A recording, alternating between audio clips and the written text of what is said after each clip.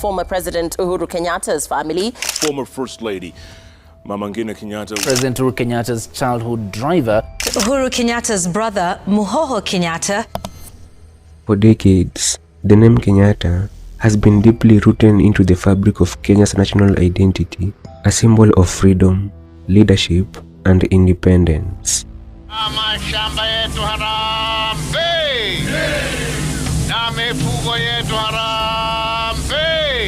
But behind the legacy of liberation lies a different story, one that doesn't always make it into the school books or government speeches. A story of not just a family that led a nation, but one that quietly built an empire within it. From a former colonial prisoner to founding president, Jomo Kenyatta didn't just lead a country, he laid the foundation for a family empire that now spans land, banking, media, agriculture, insurance, and real estate. This is not just a story of political family. It's the story of how wealth and power entwine, how history is rewritten through economic control, and how one family became a state within a state, powerful, wealthy, and often above the law. With more than 500,000 acres of land, the family owns more of Kenya than most citizens could dream of it. But land is just the beginning. Their financial reach extends into Brookside Dairy, which dominates the milk industry, NCBA Bank, one of Kenya's leading banks, and MediaMax, a major media group influencing public opinion. Welcome to the untold story of Kenya's most powerful family, the Kenyattas. But before we continue, if you find this video interesting, make sure to like and subscribe for more captivating stories. The history of Kenyatta family empire begins with Jomo Kenyatta, who was born around 1897 in Gatundu in the central region of Kenya. His birth name was Kamau Wangengi. The Kenyatta family's rise to prominence, however, was not just about Jomo Kenyatta himself, but rooted deeply in Gikuyu tradition structures. The key figure laying the foundation for the Kenyatta family's future power was Kenyatta's father, Koinange Wambiu. He was a respected Kikuyu leader and elder who held significant influence within the Kikuyu community before and during the colonial period. As a senior headman appointed by the British colonial government, Koinange acted as a liaison between the Kikuyu people and colonial authorities, a position that allowed his family to gain status and influence. This role was critical because the British colonial system relied on indirect rule, empowering local leaders who cooperated with them. Jomo Kenyatta grew up in this environment where his father's status exposed him to the complexities of colonial power and Kikuyu society's leadership. Jomo Kenyatta attended mission schools and later studied abroad in London, Moscow, gaining a broad political education and exposure to global ideas about nationalism, self-determination, and anti-colonialism. Jomo Kenyatta's rise was cemented by his activism in the 1920s and 1930s. He became a spokesperson for the Kikuyu and all Kenyans, advocating for land rights and political representation. He was secretary and later president of the Kikuyu Central Association, which fought against colonial land alienation. His ability to articulate Kikuyu grievances in English and his connection with the international anti-colonial movement made him the central figure of Kenya's independence struggle. By the time Kenya gained independence in 1963, Jomo Kenyatta was the clear choice to lead the country. As Prime Minister and later the first president, he became the face of a new nation. But Jomo Kenyatta's leadership was not just about independence. It was about control over land, over people, and over the economy. Under his watch, land that had been taken by the British settlers was redistributed. But instead of going to the masses, much of it ended up in the hands of a newly emerging Kikuyu elite, including Jomo's allies and his own family.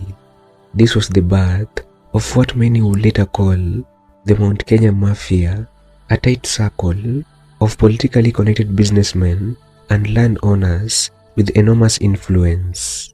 Jomo Kenyatta's presidency was strong, centralized, and deeply tied to ethnicity.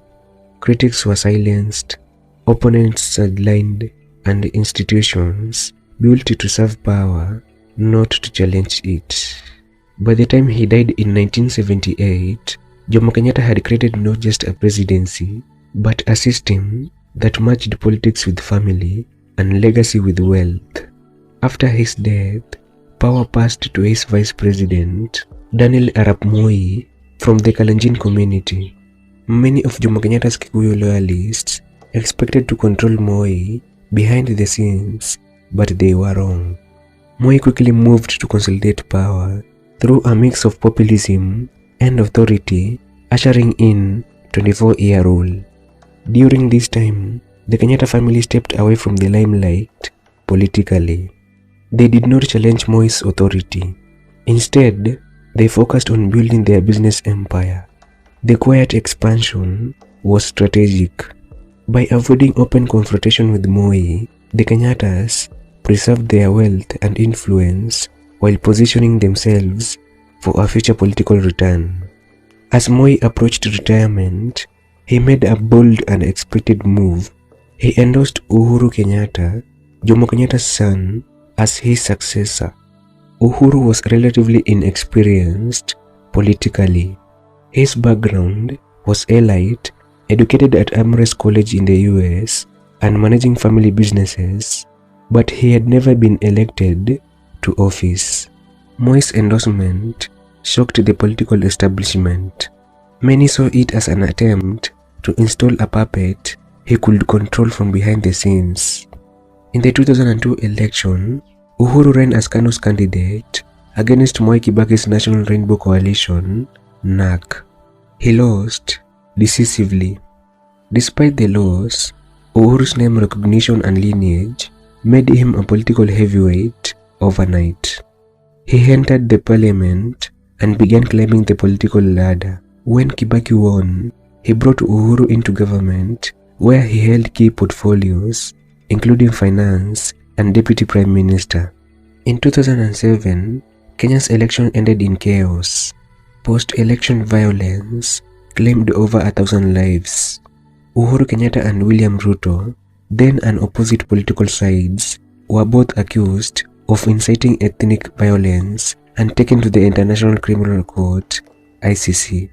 In a twist of history, the two men, both under ICC indictment, joined forces in 2013 under the Jubilee Alliance. Their campaign was based on a mix of ethnic bloc politics, youth mobilization, and national pride. Their messaging portrayed them as victims of Western interference, which appealed to the nationalist sentiments. They won. Uhuru became the fourth president of Kenya. The ICC charges eventually collapsed due to lack of evidence and witness withdrawals.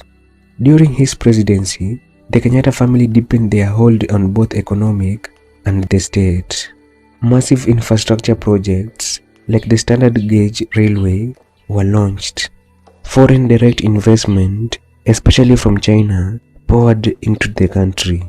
Critics argued that the Kenyatta-Ruto government enabled a return to crony capitalism. Corruption scandals plagued the administration and the government debt ballooned. Nonetheless, the Kenyatta family business flourished. His second term saw a dramatic political shift, the handshake with Raila Odinga in 2018. This unexpected reconciliation effectively sidelined Deputy President William Ruto.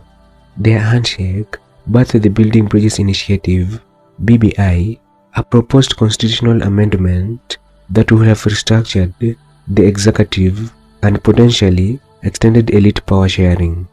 Though BBI was eventually struck down by the courts, it reflected a dynasty desire to manage succession and secure long-term influence. Despite his closeness to Raila Odinga, Uhuru failed to deliver him victory in the 2022 election.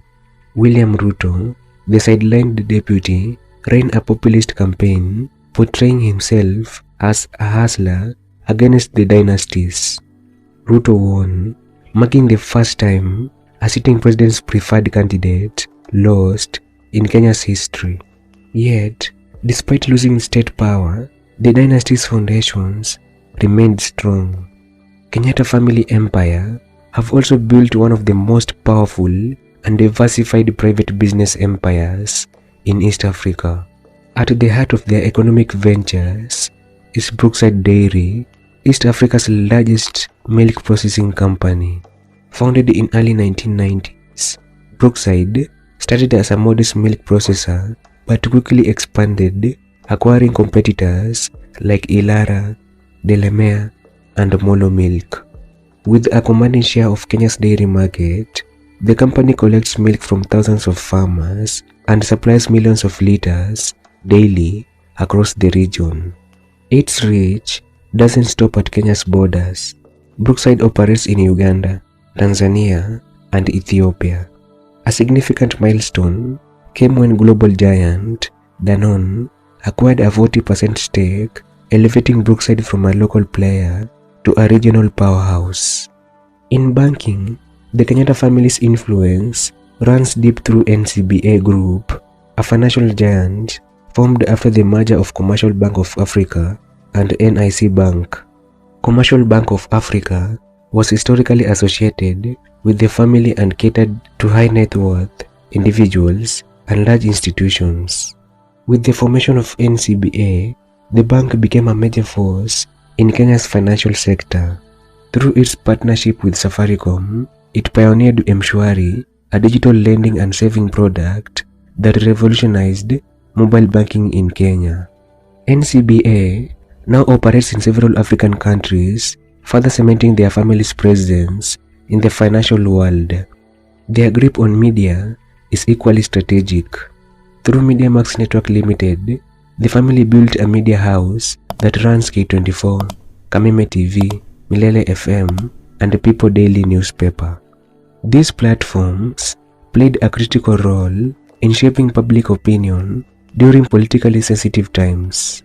Kameme FM, broadcasting in Kikuyu, holds significant influence in the Mount Kenya region, while K24 offers national coverage with a political tone, often aligned with the family's interests. In the hospitality industry, the Kenyattas control Heritage Hotels, a luxury chain catering to Kenya's high-end tourism market. Their presence in education is marked by Peponi House and Peponi School, elite private institutions located in Nairobi. These schools follow a British curriculum and are known for enrolling children from Kenya's most powerful families.